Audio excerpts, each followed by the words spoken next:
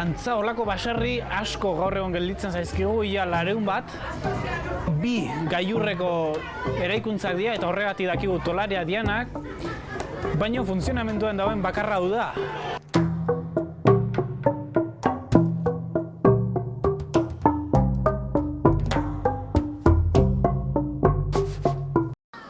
Eskio itsason Gipuzkoaren barne muinean Santa Luzia haranean duela 500 urte eraiki zen baserri baten aurrean aurkituko du bere burua bisitariak.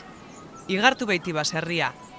Erdi Aroko Gipuzkoaren mende ilunetan du jatorria, baina pizkunde garaia berehala iritsi zen eta baserriak berak ere aro berriaren ufadak sumatu zituen. 1540 inguruan eraikitzen hasi ziren baserria 17. mendearen hasieran iritsi zen bere unerik onenera. Bizimodu eta lan berriei egokitzeko eginiko obrek baserria zabaldu eta aldatu egin zuten eta. Igartuarrek aro luze bezaino paro bati eman zioten ongietorria.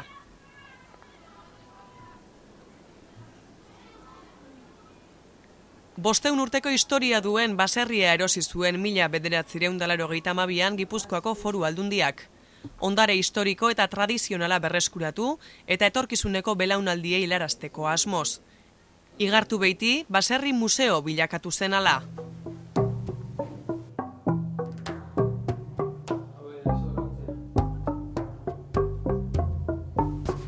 Baserriaren balio kultural, historiko, antropologiko zein arkitektonikoa handia izanik ere, barruan duen sagardo dolareak eta jatorrizko egurrezko egitura bikain mantendu izanak Euskal Herriko baserri garrantzitsuenetariko egin dute.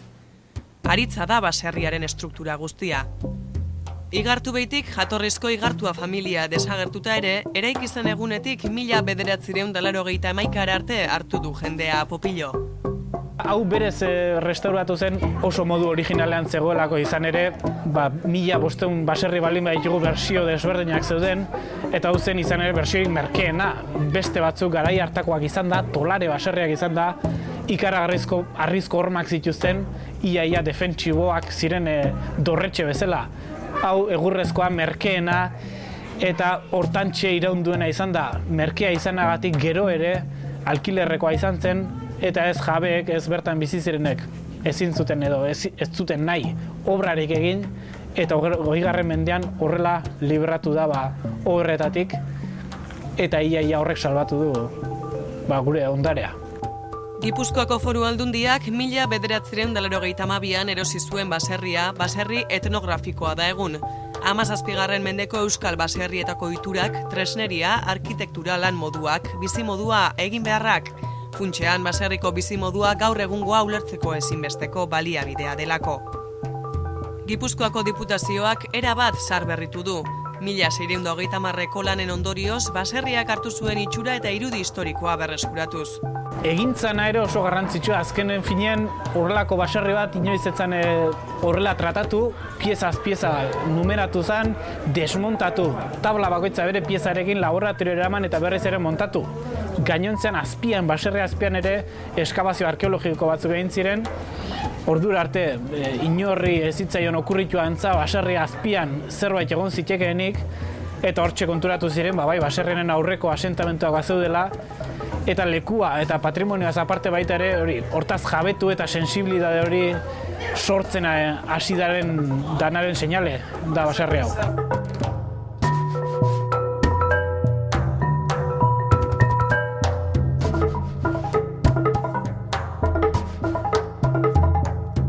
Igartubeiti baserri museoko ondarea handia izanik, baserriaren goiko aldean ganbaran dago baserriko elementurik garrantzitsuena, dolarea.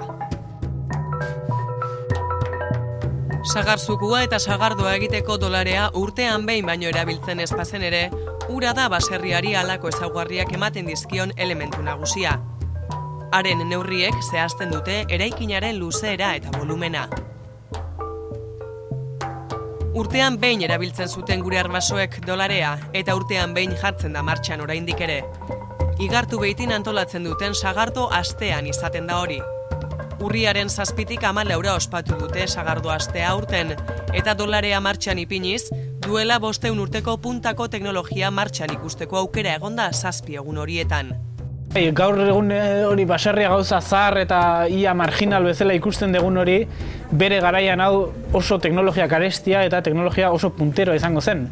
Alemaniatik ekarri zen teknologia bata palankarena edo horrelako palankarena, egurraren ensamblatzeko modu batzuk ere Alemaniatik ekarritakoa dira, eta esan behar da hau ez dutela lau lagunek, lau baserritarrek auzolanean egiten. Hau egiteko organizazio asko behar da, zurginak, transportistak, itzainak poleekin hau dena altxatu ahal izateko, pila bat ofizio behar dira hau dena ondo koordinatuz horrelako zerbait egiteko.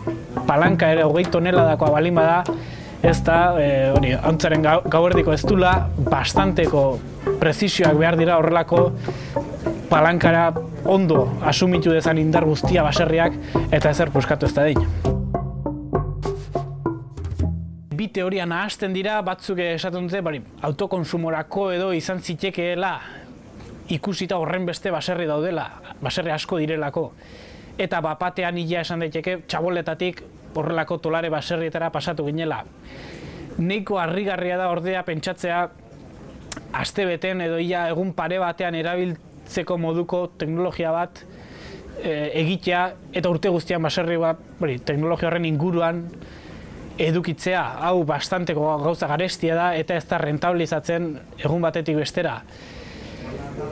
Horregatik bakarrik pentsatu dezakegu izan daitekela errota baten antzeko zerbait ere. Hori bigarren teoria bada, jendeak, oraindik txaboletan bizi zen jendeak, bere sagarra onuntza ekarri eta pentsatu zezaken, prentsa askoz ere potenteago batean, zuku gehiago ateratzen zen eta zukuaren zati batekin ordaindu zezaken zerbitzu hori.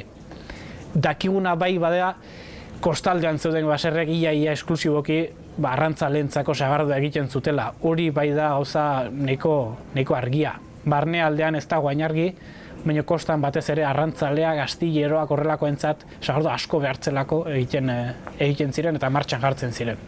Dakiguna da diputazioak burututako zaharberritze lanek dolarea duela 500 urte erabiltzen zuten modu igualean erabiltzea ahalbidetu dutela. Sagardo asteak iraunduen bitartean, bisita gidatuan hitz egin dituzte igartu beitin. Duela 500 urte gure baserriak ziren bezala irudikatuz, bai lan moduei dagokienez eta baita janskerari dagokionean ere. Eta gaur ikusiko duguna dolarea sagarra zanpatzeko tramankulu bada bastante handia.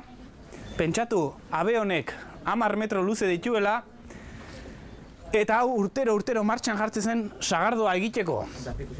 Sagardoa baino zumoa ateratzeko eta zumo hori gero sagardo bakarrik bera bihurtzen da. Eta pentsatu garai hartan hau berez fabrika bat, teknologia oso garestia zela eta ez zela edozeinena. Hau izateko bastante diru eta kontaktu onak ere eduki behar ziren. Sagar zanpaketak, antzezpenak, kirikoketa edota sagar erakusketaz gain, azitik liora erakustaldia ere eskaini da, eta giroa alaitu dute bertsolari, albokari, trikitilari eta talogileek. Horlako baserri asko gaur egon gelditzen zaizkigu, ia 200 bat, 2 gailurreko eraikuntzak dira eta horregatik dakigu tolarea dianak, baina funtzionamenduan dauen bakarra du da. Funtzionamenduan jartzeko egin duguna da abea, hor daukagun usilloa, tornilloa eta azpiko oinarria gehitu. Gainontzean baserria bere hortan zegoen orain dela 500 urtetatikan, ikusten dezuten egur guztiak 500 urte ditu ia.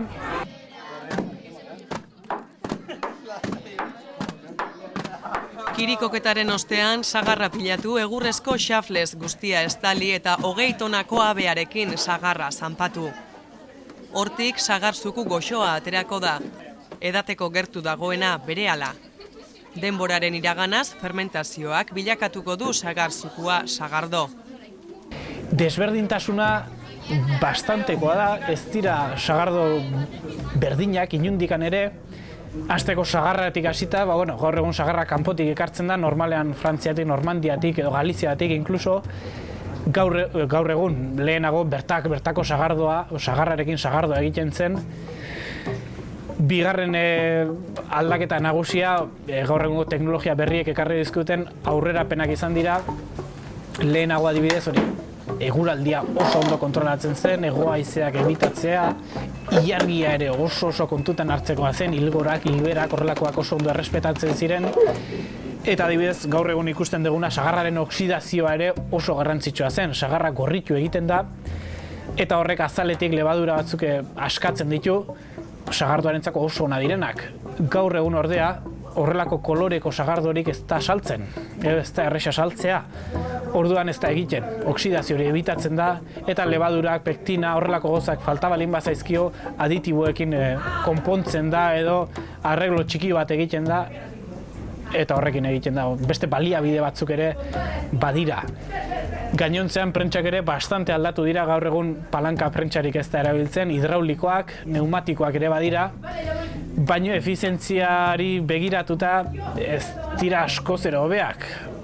Honek iaia gaur egungo prentsa baten efizientzia bera izan dezake, orain dela 500 urteko teknologia erabilita.